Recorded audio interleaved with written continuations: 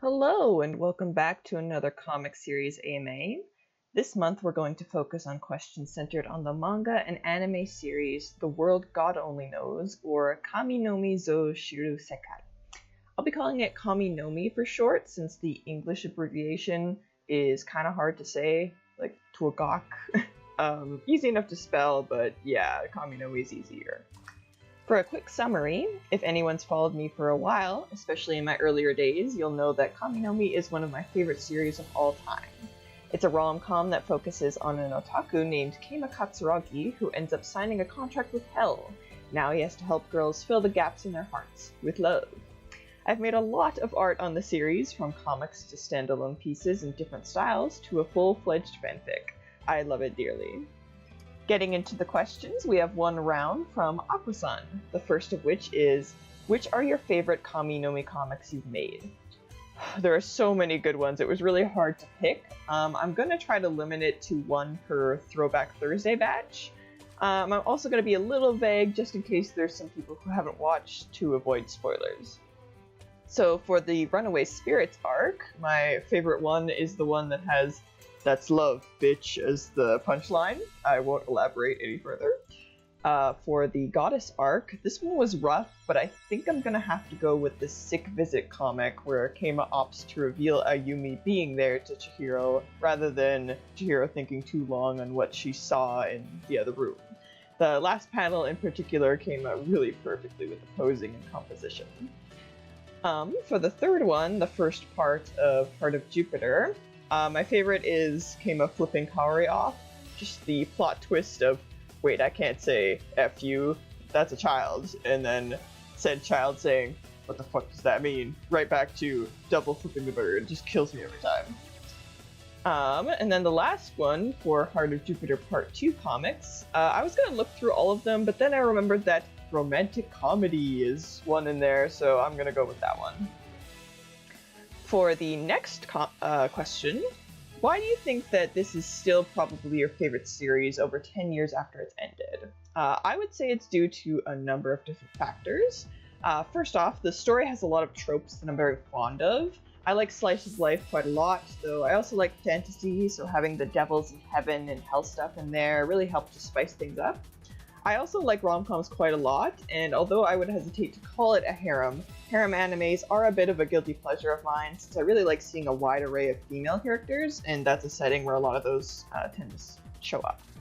I think Kami no Mi also tends to avoid a lot of the pitfalls that I dislike from those types of anime, which helps a lot, like a bland MC or constant instances of characters just not being able to spit it out. Secondly, Keima is a fantastic main character. His development over the course of the series is some of the best I've ever seen, and just how realistic and subtle it is. It's also just really interesting to see how he thinks.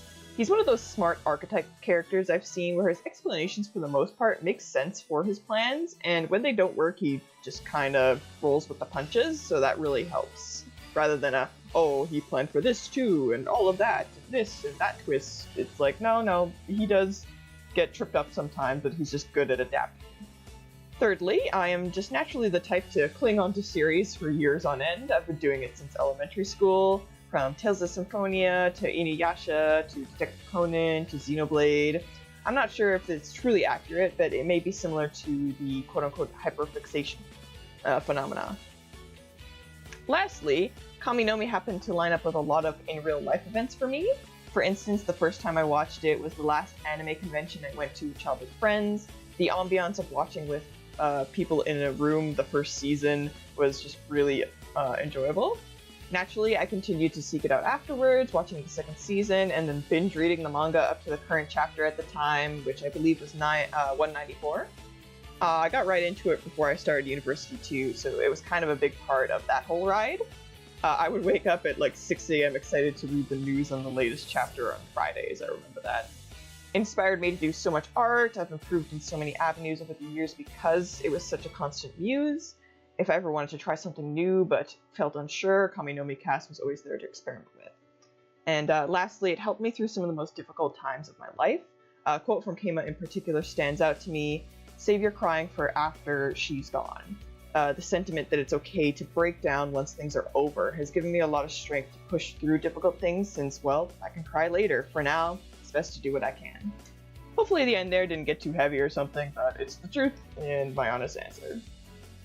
The next question, do you have any big lessons you learned from working on your various Kami no Mi fanworks, comics, art style pieces, or fanfiction?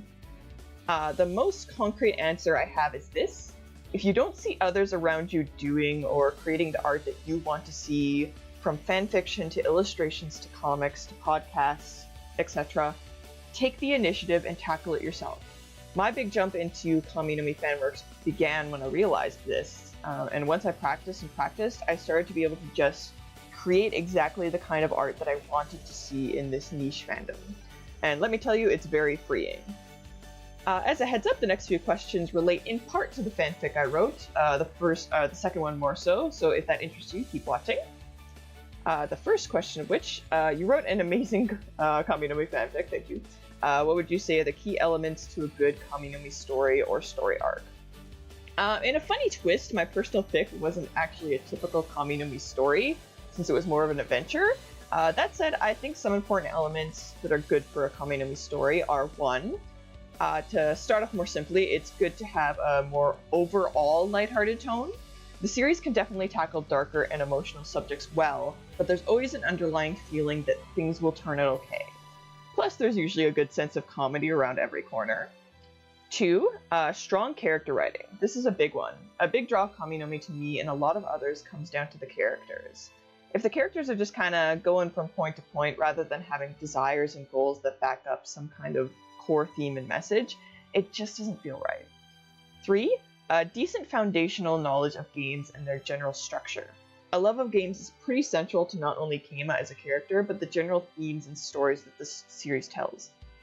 Obviously, dating sims is a big one, but other games get referenced as well. I believe it's also why I was able to write an adventure story decently well with the Kami no Mi world, since it was very much JRPG inspired. 4, and this is kind of a big one, but hear me out, an understanding that romance in the OG series was often, in a way, supplementary. And again, hear me out. A lot of my friends and I have described Keima's methods as armchair therapy with a coat of romance. As he says in one of his own lessons, the girls' problems are at the heart of their gaps and at the heart of the stories that they tend to focus on. Interestingly enough, I would argue that not a single one of the girls with a spirit had a core issue that focused on romance. For instance, Ayumi lacked confidence in her ability to perform well at the track meet, and was staking her personal worth on her results. Nia was struggling to accept the death of her father and the loss of her social standing. Kanon was terrified that her current success was just a fluke, and that it could all go crumbling down at any moment. She was too dependent on other support.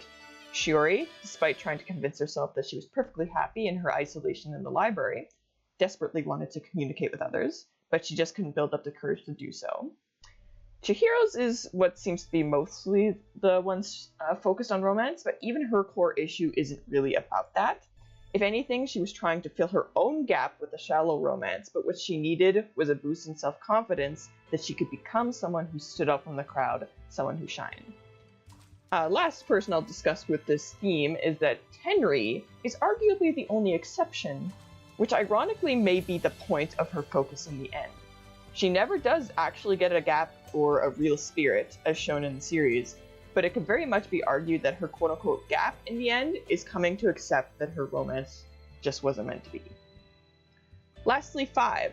Ironically, in spite of the previous point, Kami no Mi is also a series that is centered on love.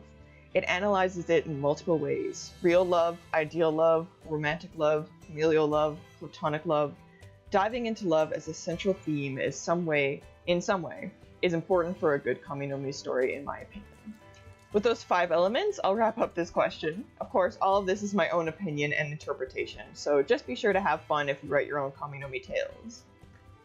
The last question, which is also the last question of this full video. How long did you spend writing / planning out Where Angels Fear to Tread, my fic, for those who don't know? I looked into my chat logs with my main beta reader, and oh my gosh, apparently I sent them the prologue July 2nd, 2021. So I probably planned a bit in June 2021 as well. As for planning, I definitely do a decent amount, but I also like to keep things a bit loose so things can be flexible and change if the narrative starts going in a different direction. Relatedly, that exact thing happened in the fic where the entire climax got off the rails and into a totally new story because I got an idea that I loved too much to pass up. I began posting publicly June 2022, so about a year after I'd been planning and writing in the background. And although it officially ended June 2024, that was only because I lagged behind on the final bonus chapter for so long. If I had kept up with a proper pace, it would have ended somewhere in July 2023. So overall, it took about 2 years to plan and write the fic, which was in the background of other stuff I was doing like comics and commissions. And that is the last question of the month, so let's switch on over to the end screen. Here you can see my lovely patrons scrolling by along with their patron NPCs, which will sometimes show up in comics if they pick slots. If you're interested in asking a question or any of the other rewards that come along with supporting me, like picking the next comics for the next month, putting NPCs like I mentioned, asking questions here, coloring pages, check out my link to my Patreon in the description. Even without pledging, you can have access to things like the coloring page I mentioned, preview panels, and occasionally some of the lower tiered rewards as a little taste of what pledging can get you. Thank you to everyone who asked a question and anyone who watched this video, or reads my comics, or pledges, or anything along those lines. The support means a lot to me. If you have ever read or watched Haminomi, also just comment here because I really love talking about it. But until next month, bye!